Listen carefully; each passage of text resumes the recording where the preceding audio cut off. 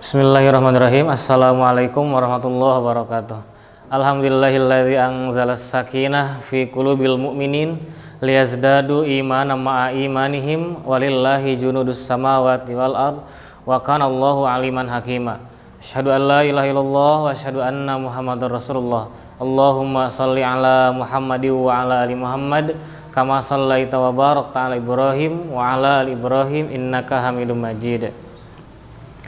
Mudah-mudahan Allah Subhanahu wa taala yang Maha menatap menggolongkan kita menjadi manusia-manusia yang memiliki jiwa yang ridho terhadap takdir dari Allah Subhanahu wa taala. Betapa banyak limpahan nikmat, betapa banyak limpahan karunia yang Allah berikan kepada kita, dan itu semua harus untuk kita syukuri bersama. Kaum muslimin rahimakumullah. Rasulullah sallallahu alaihi wasallam pernah menyampaikan bahwa di antara kaum muslimin tidak boleh ada jiwa-jiwa yang pelit, tidak boleh ada jiwa-jiwa yang kikir, karena Allah Subhanahu wa taala sekalipun memiliki sifat Al-Ghani yang maha kaya, bahkan Allah Subhanahu wa taala memiliki sifat maha dermawan, bahkan Rasulullah SAW pun terkenal dengan kedermawanannya, bahkan dicontohkan oleh para sahabat-sahabat yang lain bahwa kebaikan diantaranya adalah jangan sampai hati kita, jangan sampai diri kita penuh dengan rasa kikir dan penuh dengan rasa pelit yang hinggap dalam diri kita.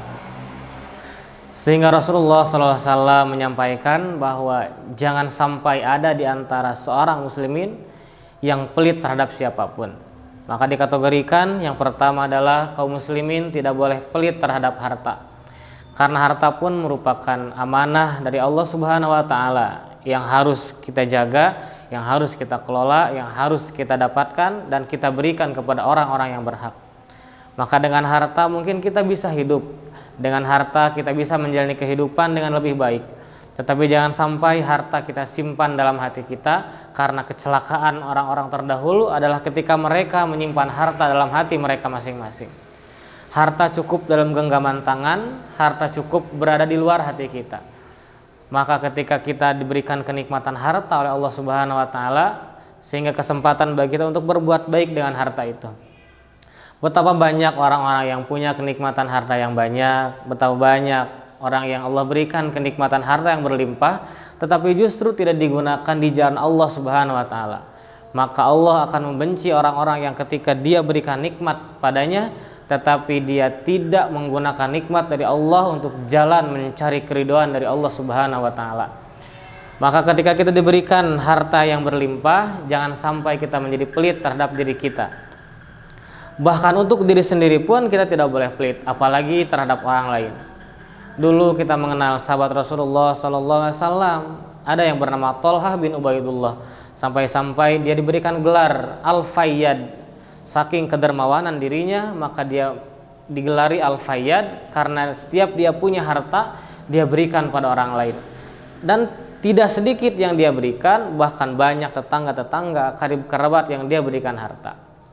Utsman bin Affan, orang yang kaya pada zamannya, tetapi dia tidak pernah lepas memberikan harta pada orang lain. Kekayaan beliau ada yang menyampaikan bahwa ada sekitar 1,95 triliun. Tetapi berapa infak Utsman bin Affan? Ada orang menyampaikan, ulama kita menyampaikan bahwa infak Utsman bin Affan sebanyak 330 miliar. Oleh karena itu, bahwa ketika kita diberikan kenikmatan harta, jangan sampai kita pelit terhadap harta itu. Karena harta adalah titipan yang harus kita gunakan untuk membantu kita di hadapan Allah Subhanahu wa taala. Yang kedua, kata Rasulullah SAW menyampaikan, kaum muslimin tidak boleh pelit terhadap air.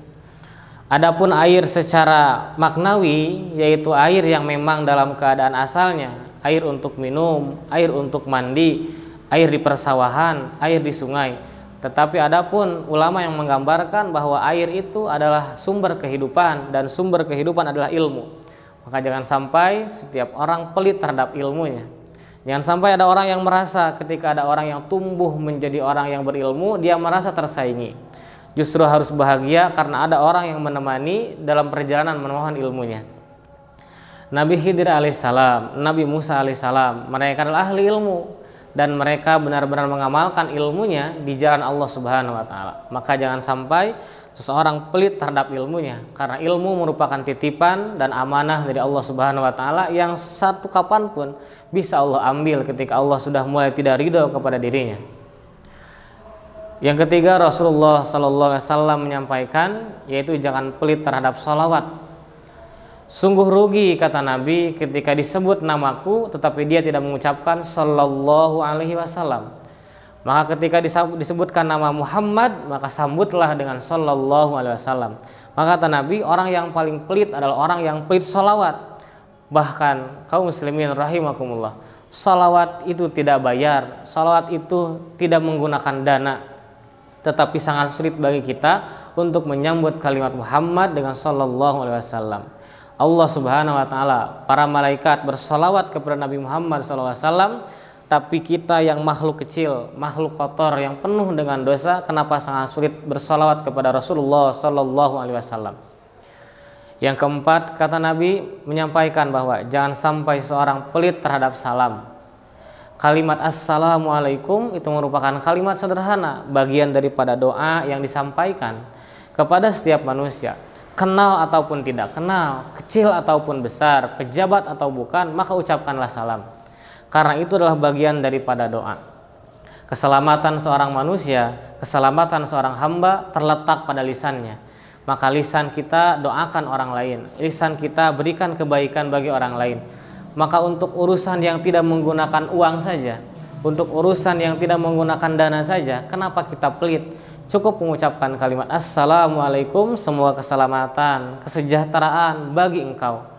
Apalagi dilengkapi dengan kalimat assalamualaikum warahmatullahi wabarakatuh. Itu adalah kenikmatan dari Allah Subhanahu wa taala untuk mendoakan sesama kaum muslimin, dan orang itu akan kembali mendoakan kepada kita dengan jawaban salamnya. Sehingga seorang jangan pelit terhadap salam. Kaum muslimin rahimakumullah, maka kita jangan sampai pelit terhadap 4 hal tadi. Yang pertama adalah jangan pelit terhadap harta. Yang kedua, jangan pelit terhadap air. Yang ketiga, jangan pelit terhadap salawat. Yang keempat, jangan pelit terhadap salam. Mudah-mudahan Allah Subhanahu wa taala menjaga kita dari keempat kepelitan ini, sehingga Allah Subhanahu wa taala menggolongkan kita menjadi manusia-manusia yang dermawan. Cukup sekian yang bisa disampaikan. Wallahul muwaffiq ila aqwamit thoriq. Wassalamualaikum warahmatullahi wabarakatuh.